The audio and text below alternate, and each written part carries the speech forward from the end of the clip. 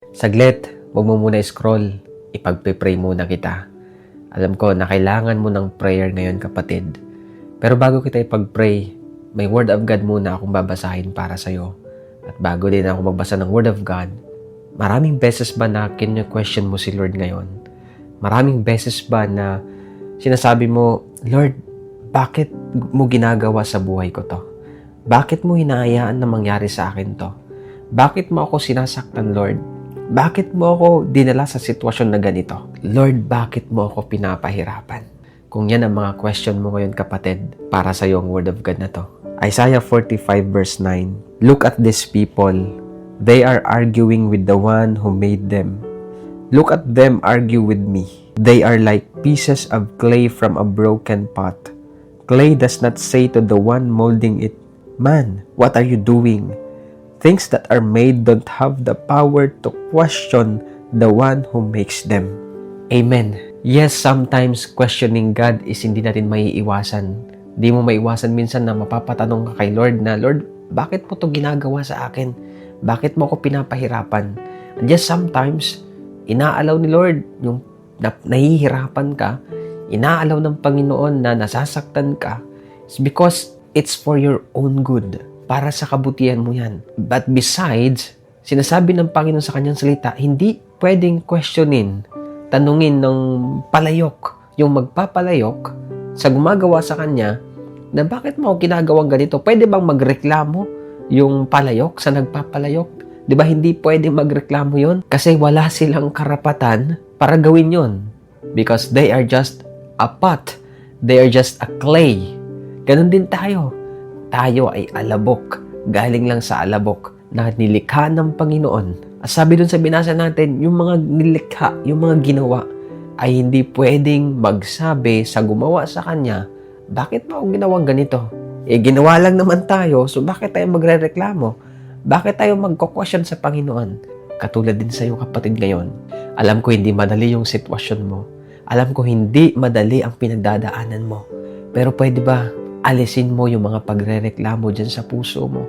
Alisin mo yung pagka-question mo sa Panginoon na nauuwi sa pagdadoubt sa Kanya, sa ginagawa ng Panginoon. Di mo ba kayang pagtiwalaan si Lord sa ginagawa niya sa buhay mo? Inaayos ka lang ng Panginoon. Nire-redirect ka lang ni Lord dun sa maganda niyang plano sa buhay mo.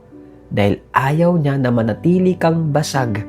He is molding you kagaya ng clay, kagaya ng pot na ginagawa niya, minomold niya ng maayos. And yes, sometimes, mababasag ka talaga kasi pag hindi okay yung nafo-form sa'yo, babasagin ng Panginoon yan para mas lalong maging maganda, maging presentable sa harapan ng Maker, sa harapan ng Creator mo. Kaya, huwag kang mag-alala kung nababasag ka ngayon. Huwag kang mag-alala kung sobrang nahihirapan at nasasaktan ka ngayon. Inaayos ka ng Panginoon. Ginagawa ka niyang beautiful clay, beautiful pot para sa Kanya.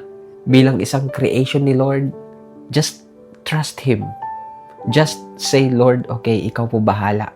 Dahil ikaw naman po ang may alam kung ano yung mas makakabuti para sa akin. Ikaw naman, Panginoon, ang mas may alam ng plano mo sa buhay ko. Kaya, this time, kapatid, start trusting God with all your heart. Alisin mo na yung mga pagrereklamo.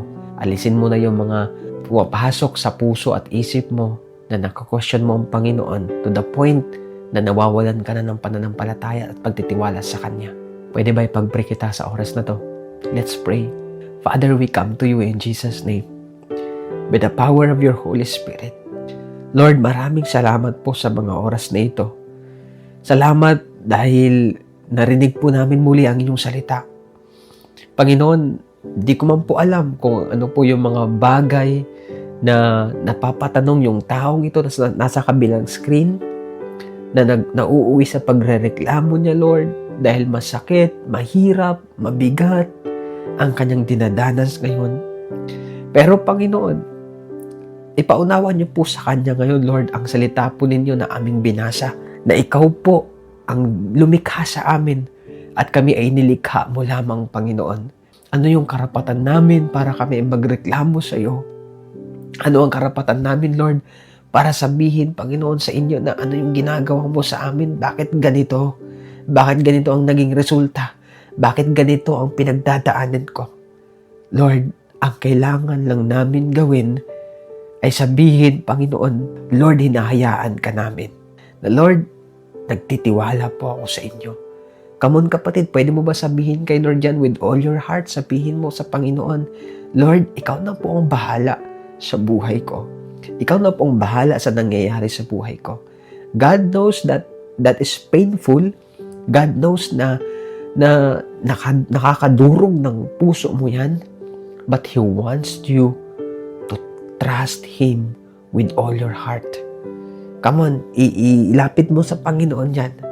Kung nagreklamo ka sa Panginoon, humingi ka ng tawad ngayon. Come on.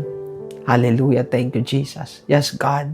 Narito po yung taong ito, Panginoon, na nasa kabilang screen. Nagpapakumbaba sa inyong harapan.